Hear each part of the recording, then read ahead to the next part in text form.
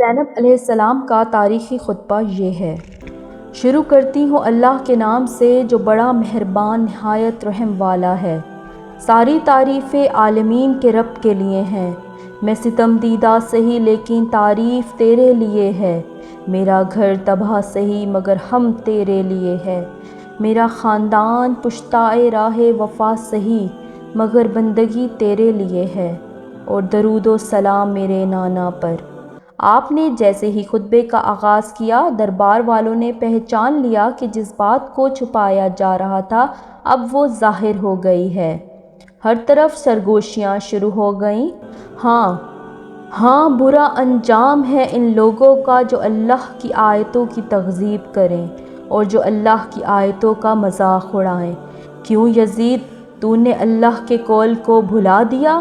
اللہ کا قول یہ ہے کہ کافر یہ گمان نہ کریں کہ ہم نے جو ان کو مہلت دی ہے وہ اس لیے دی ہے کہ ان کا زمانہ ہمیں پسند آیا ہے یا نہیں۔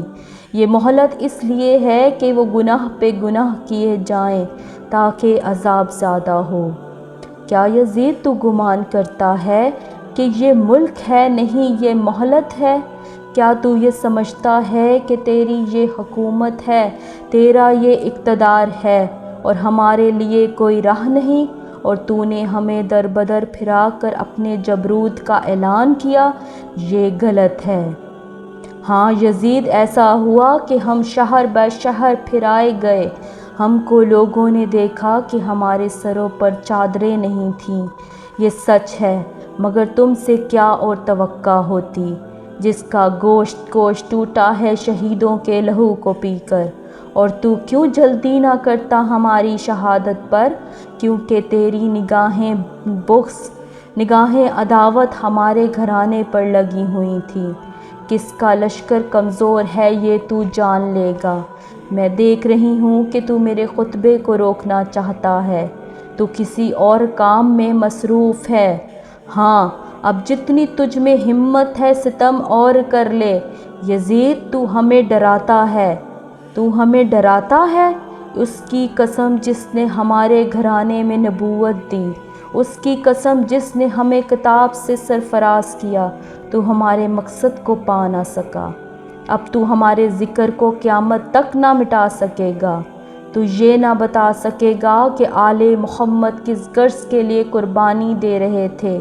اب تیری رائے میں فتور آ چکا، اب تیرے دن گنتی کے رہ گئے ہیں، اب تیرا مجمع منتشر ہونے والا ہے۔ تاریخ سے یہ بات ثابت ہے کہ آپ کی یہ پیشن گوئی چند دن بعد ہی پوری ہو گئی، جب شام کے قید خانے میں حسین کی ایک بچی کا انتقال ہو گیا اور اراکین دولت شام یزید کے سامنے صفارہ ہو گئے اور شام میں بغاوت کا آغاز ہو گیا۔ میں دعا کرتی ہوں اللہ سے کہ جس نے ہم کو سعادت اور شہادت عطا کی، اسی طرح سے ہم کو وراثت ارضی نصیب ہو، اسی طرح سے ہم کو خلافت ارضی بھی ملے، اور اسی طرح سے ہم اس کی بندگی میں کامیاب رہیں۔